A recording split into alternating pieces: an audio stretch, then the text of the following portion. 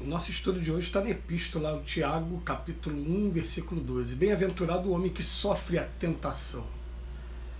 Emmanuel vem comentar na lição 101 do livro Pão Nosso. Resiste à tentação. Enquanto o nosso barco espiritual navega nas águas da inferioridade, não podemos aguardar isenção de ásperos conflitos interiores. Mormente na esfera carnal, toda vez que empreendemos a melhoria da alma utilizando os trabalhos e obstáculos do mundo, devemos esperar a multiplicação das dificuldades que se nos deparam, em pleno caminho de conhecimento iluminativo. Contra o nosso anseio de claridade, temos milênios de sombra.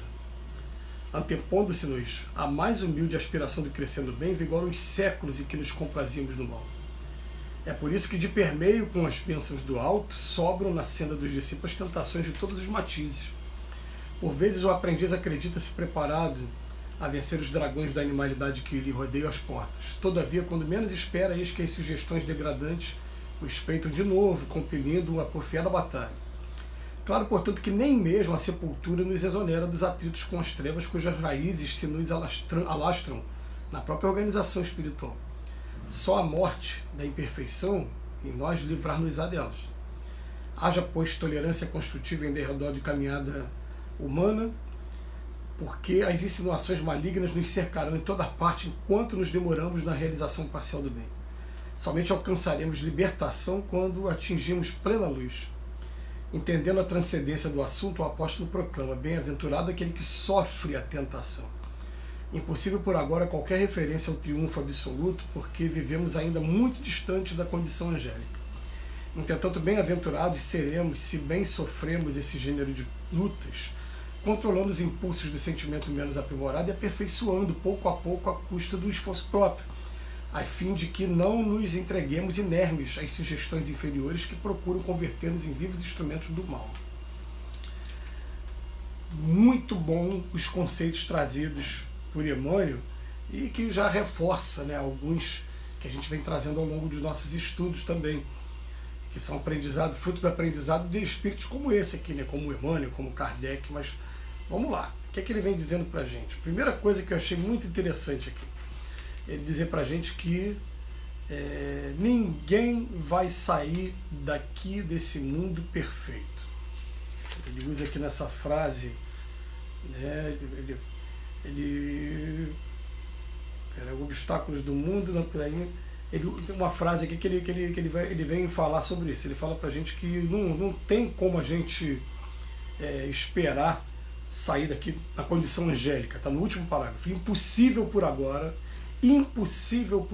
qualquer referência ao triunfo absoluto, porque vivemos ainda muito distante da condição angélica.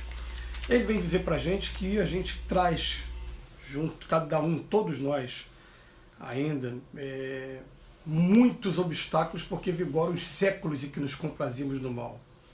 Temos milênios de sombras. Então o que acontece? A gente, naturalmente, quando a gente começa a descobrir o autoconhecimento, a gente elege, cada um no seu trabalho de reforma íntima, quais são os nossos maiores obstáculos. E aí a gente começa a dar atenção a esses obstáculos. Quando a gente começa a olhar para ele, num primeiro momento parece que ele, para nos desafiar mesmo, para querer até fazer com que a gente desista, ele vai querer mostrar que ele tem uma força muito grande, um império muito grande, um império que vem sendo construído ao longo de muito tempo, por isso que a gente não tem essa facilidade toda de largar. Eu estou falando, gente, das coisas mais simples, das coisas, por exemplo, o vício de você fumar, o vício de você usar a bebida alcoólica, o vício de você comer um determinado tempero mais condicionado, de você gostar de doce, de você gostar de comida muito gordurosa, de você gostar da carne, né, quanto mais crua. Esses vícios que a gente traz, eles não são fáceis assim, não são fáceis. Vícios de falar mal da vida dos outros, vício de criticar. Esses vícios a gente traz há muito tempo. Então quando eu me determino a falar, a partir de agora eu quero lutar contra isso, aí ele vem mostrar pra gente, como o Emmanuel fala aqui, né, que a gente pensa que está muito bem, mas daqui a pouco, lá na frente, acontece alguma coisa. Ele fala aqui no parágrafo, né, por vezes o aprendiz até acredita-se preparado para vencer esses dragões da animalidade. Todavia, quando menos espera, eis que as sugestões degradantes mostram sempre que estive bem vivo dentro de você. Então, qual é o segredo quando a gente tem acesso a esse tipo de informação? É a gente caminhar a cada dia, passo a passo. E uma outra coisa também, que é uma dica que eu tenho até dado a alguns amigos. A gente não pode ter síndrome de perfeição imediata, a gente tem que ter também uma cobrança relativa em cima da gente mesmo, senão a gente acaba sendo obsessor de nós mesmos. É o chamado auto-obsessão. Então eu tenho que lembrar que eu também sou ser humano, eu também tenho direito de errar, e eu não posso me acostumar com o erro e ficar o tempo todo me justificando nessa afirmativa. Eu tenho que parar para botar a cabeça no lugar, falando, caiu hoje, caiu, vamos levantar e vamos começar tudo de novo. E assim vai. E isso é se chamar ser humano. Nós somos perfectíveis, porém muito distantes ainda da perfeição. E é interessante que ele vem falar para a gente, né? Bem-aventurado o homem que sofre a tentação.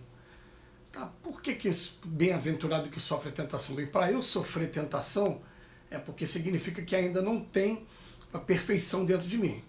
Porque quando eu tenho a perfeição, aquilo deixa de ser tentação. Tem coisas que para a gente não é mais tentação. Eu olho, aquilo ali já não me atrai mais em nada. Aquilo ali não diz mais nada. Já deve ter tido uma época, com certeza, da nossa existência que os conflitos violentos chamavam a atenção. Eu queria... Agora aquilo não chama mais atenção, não é mais tentação. Mas é interessante quando ele fala isso. O que ele está querendo dizer, bem-aventurados que são postos em tentação, né, que sofrem a tentação? É porque Jesus, no Pai Nosso, ele não fala, Pai, afasta de mim a tentação. Ele fala, não nos deixes cair na tentação. O que a tentação acontece, faz com a gente? Ela exercita o homem. Então a gente vem a tentação, a gente cai nela. Ela vai trazer reflexos, causa e efeito. Vai trazer sofrimento. Eu aprendo com sofrimento, ou agora de maneira imediata, ou de maneira imediata, demora um pouquinho mais.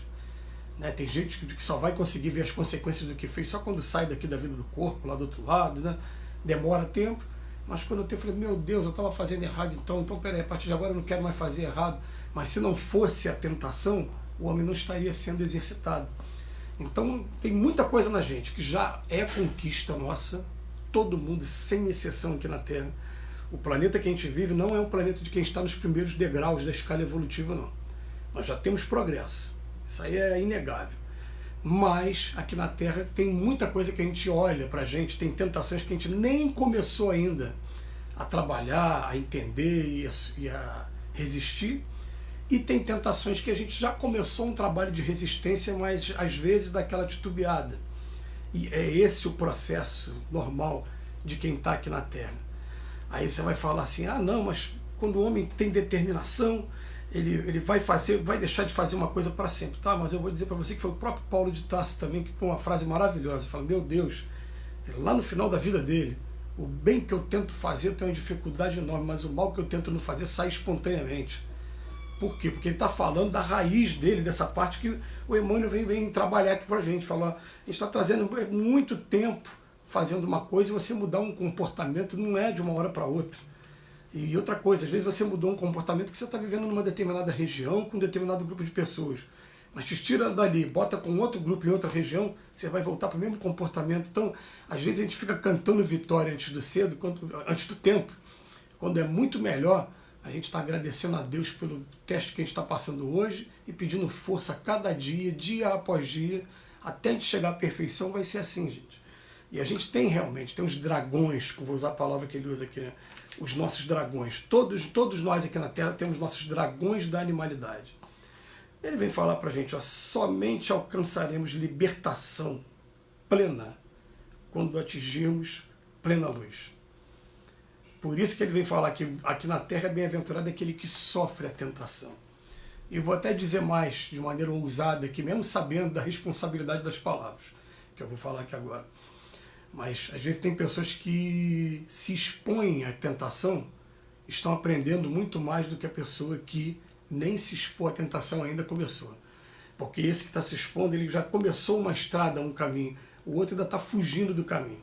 Ele está achando que está fora de tudo, não, mas ele tem que aprender a lidar com essa situação ali, ó, frente a frente, cara a cara também. E o que vai acontecer com esse é que ele vai voltar para o plano espiritual com um trabalho todo por fazer ainda. O outro já iniciou o trabalho, pode ser até estar perto do final.